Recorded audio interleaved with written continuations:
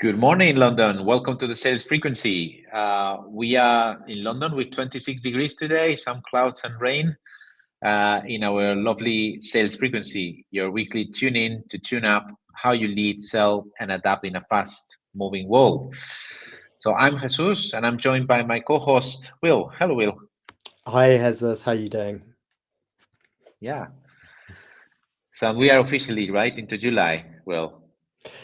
That's it. Yeah, we're officially, summer season's upon us. We're entering H2. H1 feels like it's been a bit of a whirlwind. I don't know about you, Jesus. And yeah, this week we're discussing sort of organizational change and organizational fatigue and these kind of concepts. So yeah, I guess if you're feeling a bit burnt out, a bit tired by H1, I don't think you're alone. Yeah, But that, yeah. I yeah, mean, it's H2, so you need to swipe your brain and then start with the H2 goals, right? So, yeah, this brings us to today's topic. We are hearing this loud and clear from clients. A big challenge for sales organization right now is organizational fatigue, as you mentioned. Too many changes, too fast, little clarity. yeah, and it's not something that I think frontline salespeople kind of really feel. It also kind of there's so much that can lead to I guess dissatisfaction. It can lead to things like disengagement, burnout, demotivation, sometimes attrition. And I think it leads on very nicely from last week's episode where we explored motivation. Um, and so, yeah, this week we're very much digging into the exhaustion beneath all of it. Yeah, motivation, exhaustion. I mean, yeah. It sounds all very negative, but we're not. We are going to be becoming psychologists and priests, I Yeah. think, from that. We love historical tips because maybe you think this is something of today, but this has happened in the past. Different technology, different environments. So the tip for today is in the 70s and the 80s, General Motors faced a rapid changes due to different things, oil crisis, so they had to concentrate to from big models to small models, foreign competition, all the Japanese coming into the US market with the lean management and all these new techniques, shifting regulations, right, where emissions were a major thing. And then of course all these things together led to several CEO and C-level changes in less than 10 years, right? So the company underwent dozens of structural shifts, including 10 major corporate initiatives in under a decade, leading to confusion and low morale. This organizational fatigue during these 2 decades contributed to a sharp decline in performance. So the US market share of General Motors dropped from 48% to 36% by the end of 80s. So, yeah, so this is something has happened before. It's still happening, probably now faster due to the technology and all the resources and the communication. But yeah, we have some headlines here to show how this relentless change is shaping sales team today, right? So, I mean, and I can share that with Will, but I see leaders like Gartner and Forrester talking about 40% increase in reps burnout since 2023, or companies expected to restructure sales organizations um, uh, quite much more often, double the speed in the next 3 years, right? No, Phil? Will, sorry. Yeah, exactly. I mean, other examples, Bain has just announced 70% of firms struggle to embed sales plays into CRM. Sopra has said buying groups with over 6 stakeholders have tripled. Yeah, I think this is all of a backdrop that I guess it's a challenging environment. Change is happening. Yeah. Organizations are adapting accordingly, but with this constant undercurrent of having to adapt and to change, it can lead to a bit of frustration, I think.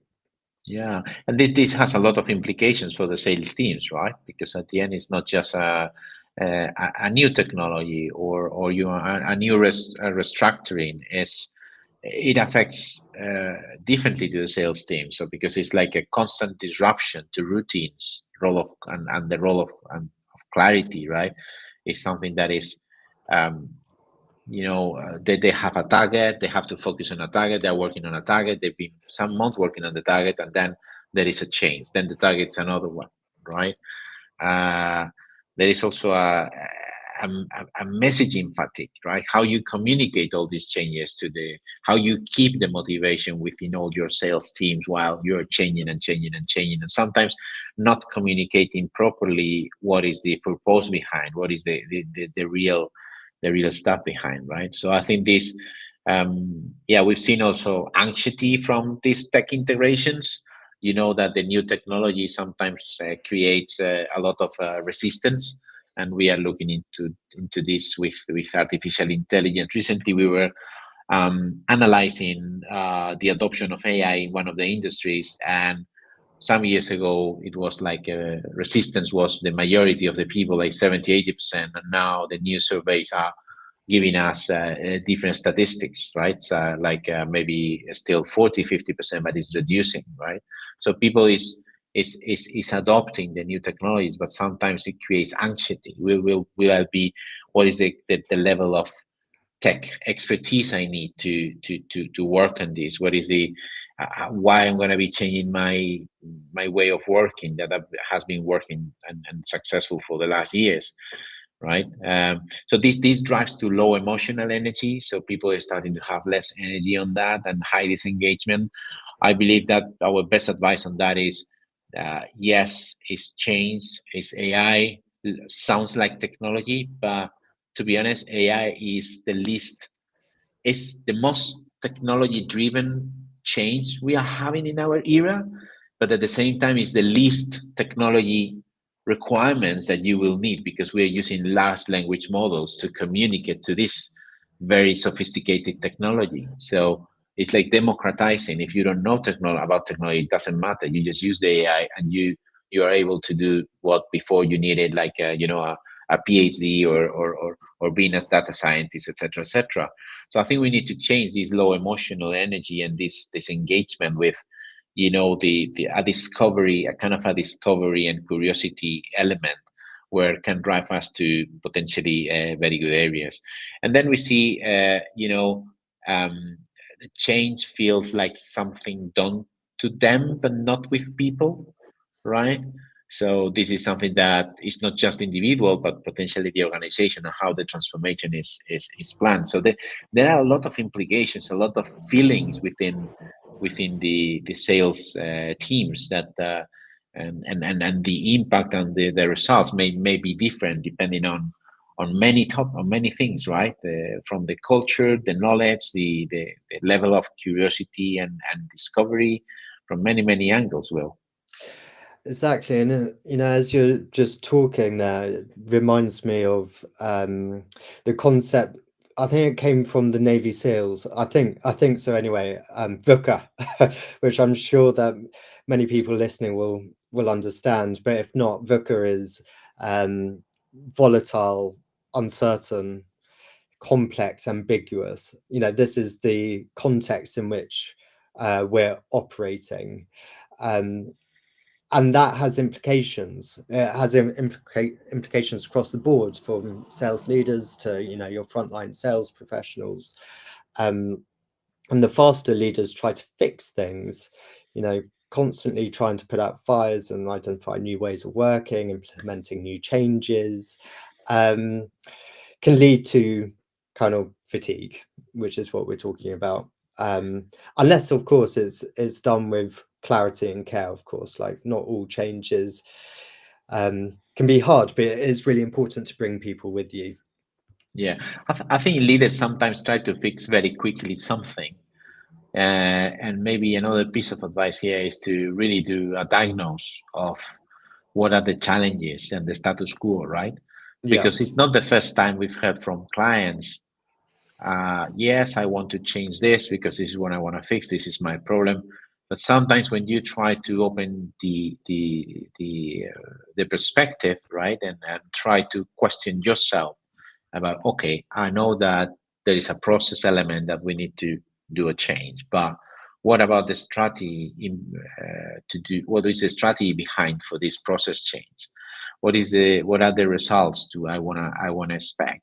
What about the people that has to embrace this process change? So there are a lot of other questions, and sometimes we try to jump very quickly. This is very human to I've identified the problem, so I have a solution. But maybe, hey, maybe you are not seeing as a problem. You are just visioning the result of a problem, but you have to dig up deeper in order to understand what is the problem, right? So, just to the audience, if you want to ask any question about the topic of today, please take the mic or just use the chat, and we will very happy jump into this. We'll do our best to answer, yeah, Yeah, any we'll do our best. questions. That's the best we can say. Yeah. Exactly. So I think, yeah, for the purpose of this discussion, we're wanting to share some of the insights from some of the programs we run in terms of how we support leaders through managing change. And there's a lot of different models out there. But I think it's good to be, at least aware of them. So I think the purpose of what we're going to be discussing is to share some of these models and the implications of them. One thing you mentioned, Jesus, just a bit earlier, was you mentioned change feels like something done to them, not with them. And I think, I think I think a lot of people can resonate with that. Yeah. And it's sometimes you question, why is this happening? Why? And communication isn't as clear as perhaps you want it to be. And I think this happens often. And it sort of brings me to the first sort of concept, which I'm sure many in our audience would be familiar with, which is around Stephen Covey's model, the circle of concern versus the circle of influence. And I guess the core concept of this is really highlighting what sales professionals, what areas that they can control and Yeah. what areas can't they, and therefore the implication is, where do you spend most of your time thinking? How much energy are you putting into things that are happening that are outside of your control? If they're outside of your control, there's nothing you can do about it. Then how mentally, in your mindset, how can you engage or disengage from that? So it's a really, it's something that we quite often get those on workshops to do. You have concentric rings, you put into the center, what are all of the sort of different activities that are in your control, what's outside of that goes into the kind of outer concentric circle. And being aware of that can really help you to just manage your own personal mindset and to concentrate on things that are in your control. It sort of helps redirect overwhelm into more of action, Yeah. and it can anchor. It can be really useful at anchoring your teams during volatile changes. I don't know about you, Jesus. What do you think? I think this is a fantastic model we've been using, right? Because at the end, our energy is limited. That's Yeah.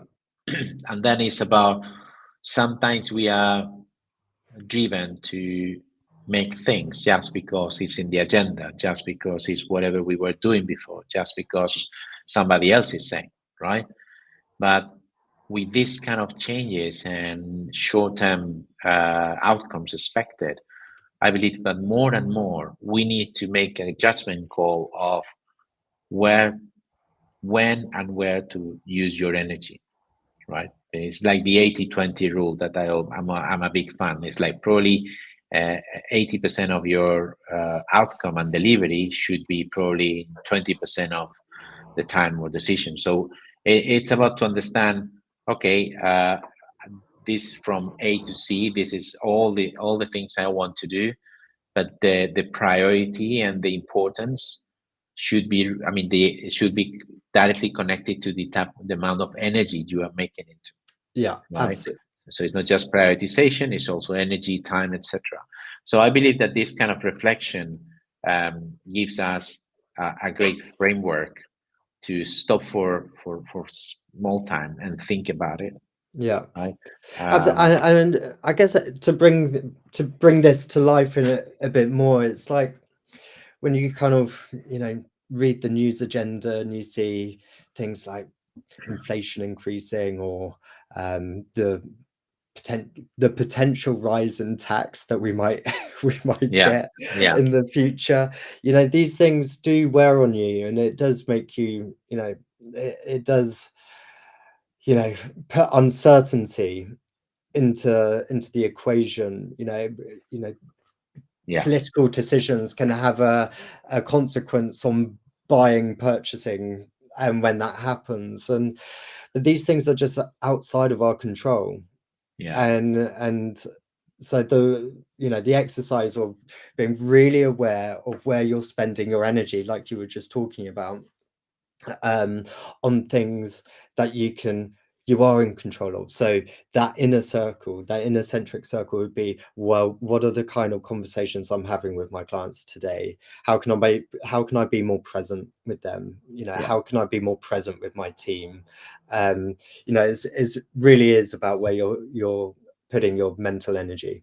Yeah, this connects me. I was smiling somehow because this connects me with the inner game, the book from coaching. Of I, course, yeah. I love this. I mean, it's one of the books I love, and it's one of we use in our coaching sessions, and it talks about the inner and the outer, right? So it talks about the two, what you can control and what you cannot control, and how to face all these kind of situations. So that's about that, right? So there is another model which is quite interesting as well, which is the five, what we call the 5 Ps, Perkin and Abraham, 5 dimensions of change.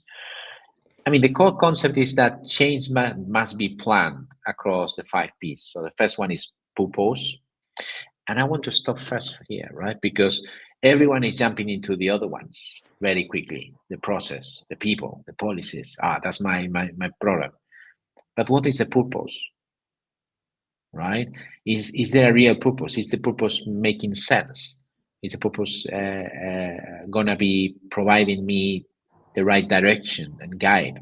This is very important, and I think, generally speaking, not just in business but also in life, many times we don't think of the purpose. We just do. I want this, I want that, I want that. But okay, but why do you want that? What is the purpose?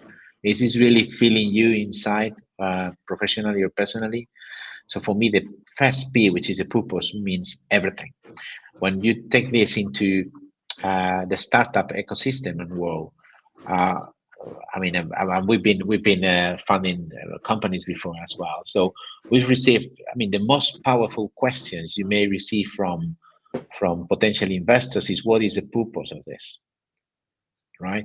So if investors are doing that to invest money, you should do as well as yourself. What is the purpose of everything you do? Because you are investing your time, your life, and your energy, right? Of course, there are other 4 Ps that are very important: the power, the processes, the people, and the policies, right? So I believe that these 5 together makes you frame or build a framework with potentially make a kind of a planning and try to plan all of these stages. But the first one is probably, in terms of gravitas, is probably the most important one, because if the purpose is not the right one, then you will not go in the right direction. And I will tell about the story about that. So we should probably use a change planning template, right? But the templates are is a template, right? You need to use the energy model that we discussed before to understand where you have to put more energy in, right? You have to check what dimension is underdeveloped out of these 5Ps, right? And this is good for retros after failed launches as well, as a small tip. So I'm going to be talking about a large telecom European. We cannot do names, but they had a major transformation because they had more than 1,000 internal systems, right? Many of them not used, many of them barely used, but still hundreds being used. So there was a major, it was a super big project, right? Because they wanted to reduce the number of systems. I'm talking about ERPs and any type of systems you may have in an organization. There were even systems from the late 70s or 80s, right? I'm talking about the late 2000s. And in this project, I mean, when we were speaking to the C levels, well, we said, okay, what is the purpose of this change, right? What is the purpose? Because if the purpose is to have one single system, that's going to be probably impossible, right? So we plan the purpose, and we discuss with the purpose with the C management, and make into an agreement that we wanted to reduce this down to less than 100. First step. Okay. Then once you've assigned what is the purpose and why you want to reduce below 100, because there was a number of ideas there, then is when you get into, okay, what is the power required for that? What are the processes, the people, and the policies, right? So, and we design the strategy. But it's important you do this planning, because if you don't do this planning in step gates, you may probably try to go to work on reduction and benchmarking of potential systems that may replace more systems. But if it's not connected to the purpose, then this is nothing, right? The purpose was in this case connected to the a single point of view of the customer and customer experience, right? It was the main point.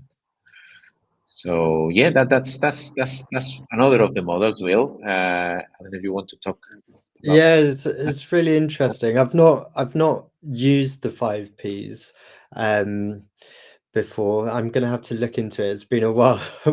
It's been a while since I familiarized myself with all the models. But the other one that I really wanted to kind of mention is something that I've used certainly within Consalia, and I know some others, certainly going through the cohort I was on, use this model as well, and it's John Cotter's 8 Steps of Change. And it there are, I think there's overlaps with the 5Ps here. The 8 steps, I mean, I could just mention them very quickly. They include things like urgency, building a guiding coalition, forming a vision, communicating the vision, remove the obstacles, create short-term wins, accelerate, and then become the author of change, kind of thing. But the one that I wanted to highlight was the urgency. This is and it links to purpose, because you've got to answer the question of why. Why are we doing this change? What's the purpose of it? And I think if people can get behind the why, then ultimately you can bring people with you. You can find your first follower, which we always advocate. Just find your first follower, and then others will follow. And so yeah, purpose is really key. As you were talking, I was thinking, yeah, I can see how urgency and purpose can tie in quite nicely together. But yeah, the John Cotter's model is a very structured, step-by-step framework. I mean, I highlighted the 8 steps very briefly, but if anyone has more questions, I can always share more information. And it really helps to lead organizational change. And it builds momentum. as you're trying to implement change. And this is something that, you know, my own personal reflection is when we were trying to embed a new CRM and Consalia, and to try and build adoption across the organization. I followed this change model, and of course you'll get your first followers, which are great, and some people take a bit longer to kind of adopt, and that's fine as well. You can't expect everyone to come with you at the same time. But I mean, that is something else I wanted to touch upon, which is the being aware of the emotional impact that change can have.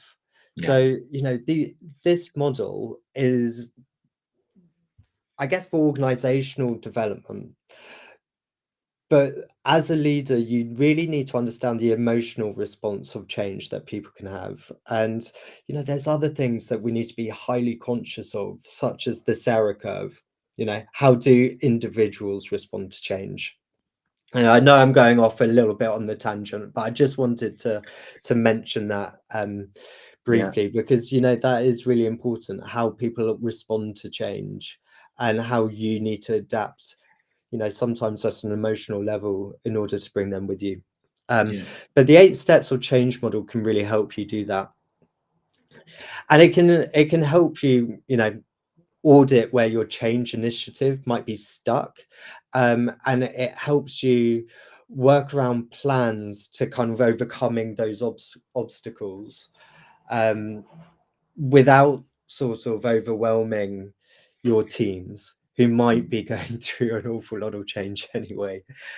And it translates into, each step translates, you know, into a language that should resonate with your team. You know, going back to what you were saying, for instance, Hezes, it's like, look, this is happening. What's the purpose of it? What's the urgency? How quickly do we need to adapt? And bringing people with you. So yeah, it gives a roadmap when things can feel messy. I think too, a lot of times change happens to you. You know, this is a good structure for when you recognize that you need to implement a change. It's like, it's teeing up that initiative rather than just, you know, switching on the tap and going straight into implementation. Which is really important. I think, you know, when we talk about fatigue and changes, I'm thinking, and we are talking about purpose, right? I'm thinking that probably if we are able to make the sales professionals participants of the design of the change, of the purpose of the change, this is when the purpose has to be explained, to be participants in the design, in the definition, right? So of course you cannot get all the salespeople to be participant to a new change or design, but this participation means that you have to explain the purpose and get somehow a kind of an agreement on the purpose, right? So that's maybe one first piece of advice. The second one is more connected to the communication. So if you change, you need to communicate before the change, communicate during the change, communicate after the change. And it's not just a communication to all the audience, it's maybe one-to-one. You need to understand this, because you can have champions or first followers, as you mentioned, but you can have stoppers or first stoppers, which are, you know, stopping all the engine to work. So you need to detect these points very quickly and communicate and get them in the circle of confidence, as some of the nice movies were saying, right? My circle of confidence, so my golden circle. So I think we are coming to an end, Will. I think we've given some of the tools that we've been using in Module 2. I think the key takeaways might be maybe that change fatigue is not about too much change. Is maybe not is about not enough meaning connected to this purpose. So when you have a purpose, when you communicate a purpose, and when people understand the purpose and buy into the purpose, then the change, I don't say it's given, but it's easier, it's smoother, right? Another takeaway maybe is that the salespeople thrive when given clarity, coaching, and voice. No,